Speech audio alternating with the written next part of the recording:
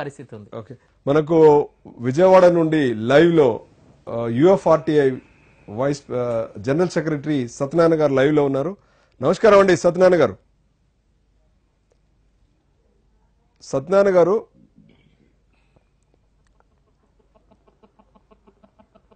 సత్యనారాయణ గారు, ఈరోజు మనము స్నేహ టీవీలో లైవ్ లో డిఓపిటి ప్రతిపాదించినటువంటి ఆర్టీఐ యాక్ట్ సంబంధించినటువంటి కొన్ని ప్రతిపాదనల గురించి మనం మాట్లాడుతూ ఉన్నాం. అలాగే మీరు విజయవాడలో ఎంతో కాలం నుంచి ఆర్టీఐ యాక్ట్ పైన పనిచేస్తున్నటువంటి యాక్టివ్ కార్యకర్తగా మీ అనుభవాలు అంటే ఆర్టీఐ ఏ రంగాల్లో మీరు ప్రస్తుతానికి ఆర్టీఐ అప్లికేషన్స్ ఫైల్ చేశారో చెప్తారా? విజయవాడ మున్సిపల్ కార్పొరేషన్, అలాగే కృష్ణా జిల్లా విద్యాశాఖ, అలాగే అంటే ఉమ్మడి రాష్ట్రంలో 23 జిల్లాల్లో ఈ తప్పనిసరి వివాహ నమోదు చట్టం అమలు. చెప్పాలంటే సమాచార హక్కు ఈ తప్పనిసరి వివాహ నమోదు చట్టం అనేది 2002లో వచ్చింది. దీని ప్రకారం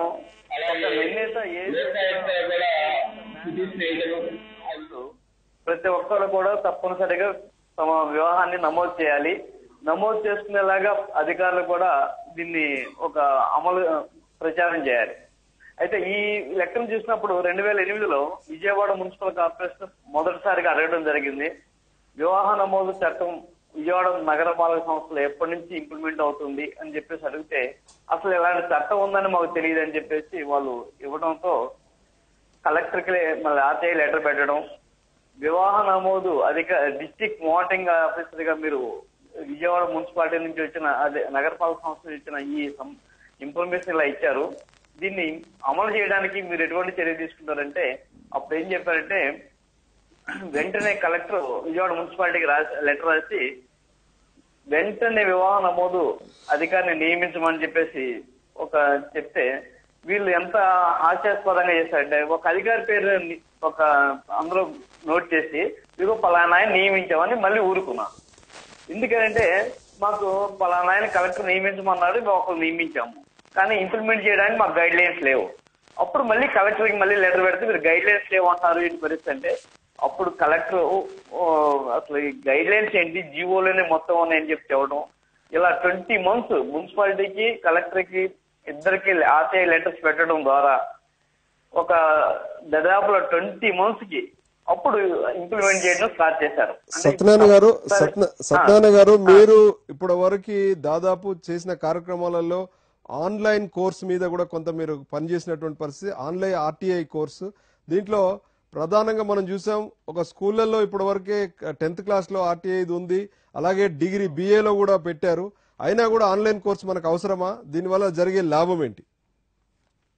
ఆన్లైన్ సర్టిఫైడ్ కోర్సు ఇది అసలు ఒక విధంగా చెప్పాలంటే మనకి స్వతంత్రం రాకముందు వచ్చాక కూడా చాలా చట్టాలు వచ్చినాయి, కానీ ఏ చట్టం మీద కూడా అవగాహన కల్పించడానికి ప్రభుత్వం ఎటువంటి చర్య తీసుకోలేదు. అయినప్పటికీ అన్ని చట్టాలు తెలుసనే ఫీల్ అవుతుంది. తెలియదనే విషయం స్పష్టంగా గవర్నమెంట్ కి తెలిసినప్పటికీ, పాలకులకు తెలిసినప్పటికీ, సామాన్యులు కూడా వాళ్ళ కోర్టుకు వచ్చినప్పటికీ వీళ్ళకి చట్టాలు తెలిసనే ఒక దృష్టి అనేది వస్తుంది కానీ తెలియదు అనుకోదు. అయితే ఇక్కడ చాలా సంతోషించాల్సిన విషయం ఏంటంటే ఒక చట్టం మీద అవగాహన కల్పించడానికి మొదటిసారిగా కేంద్ర ప్రభుత్వం ఆర్టీఐ ఆన్లైన్ సర్టిఫైడ్ కోర్స్ అనేది ప్రవేశపెట్టడం, దాన్ని ఈ హైదరాబాద్ లో కేంద్రంగా ఉన్న సెంటర్ ఫర్ గుడ్ గవర్నెన్స్ కి వాళ్ళకి అప్పచెప్పడం, వాళ్ళు దీన్ని ఇంప్లిమెంట్ చేసే బాధ్యత తీసుకోవడం చేశారు. ఇందులో ఇంగ్లీషు, హిందీ, తెలుగు ఈ 3 లాంగ్వేజెస్ లో ఈ కోర్సు పెట్టారు. ఇది హైదరాబాద్ లో ట్రైనింగ్ వెళ్ళినప్పుడు ఈ కోర్సు గురించి చెప్తే నేను విజయవాడ వచ్చిన తర్వాత కంప్యూటర్ దగ్గర కూర్చొని చేస్తే తెలుగు ఆప్షన్ అసలు అందులో లేదు. అప్పుడు వాళ్ళతో మాట్లాడితే వాళ్ళు ఓపెన్ చేశారు. తర్వాత దాని కోర్సు చేసిన ఈ కోర్సు వల్ల ప్రయోజనం ఏంటంటే ఈ కాలేజీల్లో కానీ హై స్కూల్లో కానీ ఈ 2 సంవత్సరాలు 3 సంవత్సరాల నుంచి కోర్సు టీచర్స్ లేదా లెక్చరర్స్ చెప్తున్నారు, అలాగే స్టూడెంట్స్ వింటున్నారు.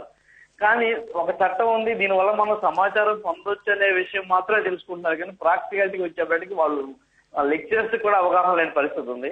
అయితే ఇటువంటి పరిస్థితుల్లో ఆన్లైన్ సర్టిఫికేట్ కోర్సు వల్ల ఉపయోగం ఏంటంటే ఇందులో 2 అంశాలు అండి. ఒకటి 7 days కోర్సు, అంటే అసలు మినిమం ఈ చట్టం ఎప్పుడు వచ్చింది, ఇందులో ఏ సెక్షన్ ఏం చెప్తుంది అనేది మినిమం అవగాహన, మెటీరియల్ కూడా వాళ్ళు ఇస్తారు. ఇది అయిపోయిన తర్వాత 7 days అయిపోయిన తర్వాత మస్ట్ గా చేయాల్సిన 2 అంశాలు ఉన్నాయి ఇందులో.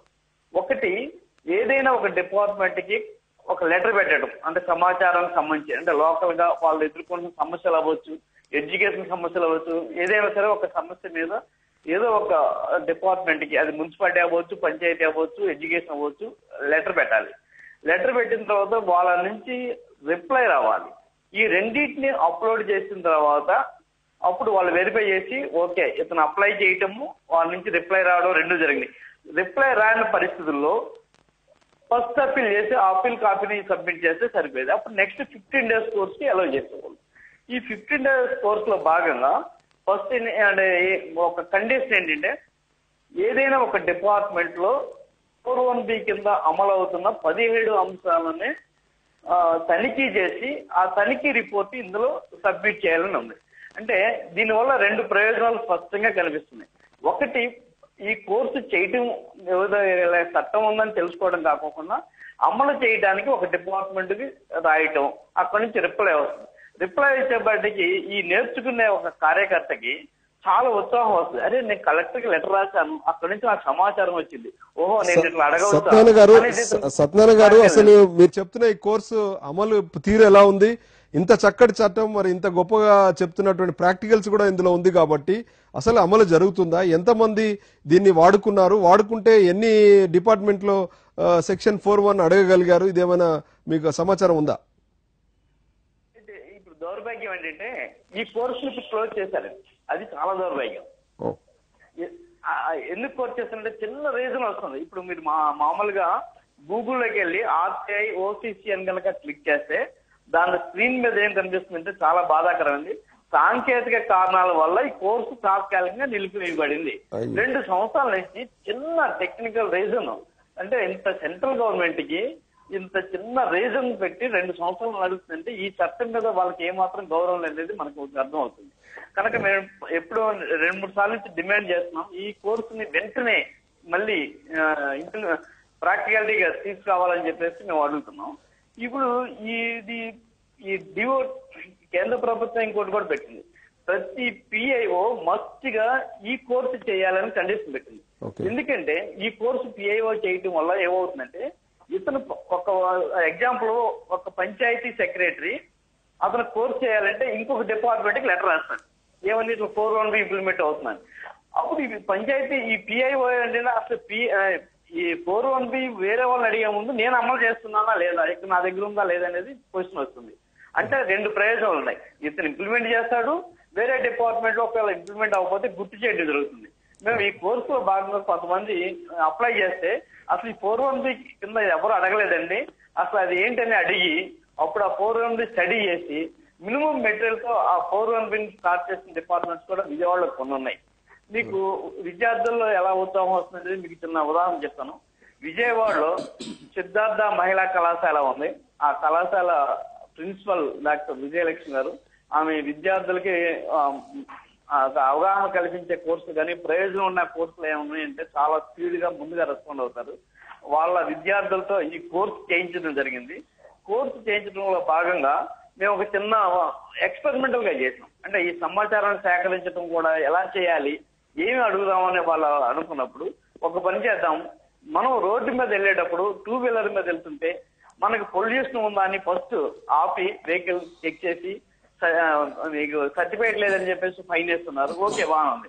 అసలు ఇది ఇంప్లిమెంట్ చేయాల్సిన డిపార్ట్మెంట్ వాళ్ళందరూ ఇంప్లిమెంట్ చేస్తున్నారా లేదా మనం చెక్ చేద్దాం అని చెప్పేసి Vijayawada municipal commissioner, Vijayawada police commissioner, అలాగే ట్రాన్స్పోర్ట్ డిపార్ట్మెంట్ DTCని, సబ్ కలెక్టర్ని అక్కడ దగ్గర నుంచి మొదలుపెట్టి governor, chief secretary, president of India వీళ్ళందరికీ మీ వెహికల్స్ కి ఉన్న పొల్యూషన్ సర్టిఫికేట్స్ మాకు జిరాక్స్ ఇవ్వమని చెప్పేసి పెడితే చాలా ఆశ్చర్యం ఏంటంటే ప్రెసిడెంట్ ఆఫ్ ఇండియా నుంచి అన్ని విజయవాడ సబ్ కలెక్టర్ అయితే అప్పటి వరకు అసలు వాళ్ళ వెహికల్ కి పొల్యూషన్ సర్టిఫికేట్ లేదు.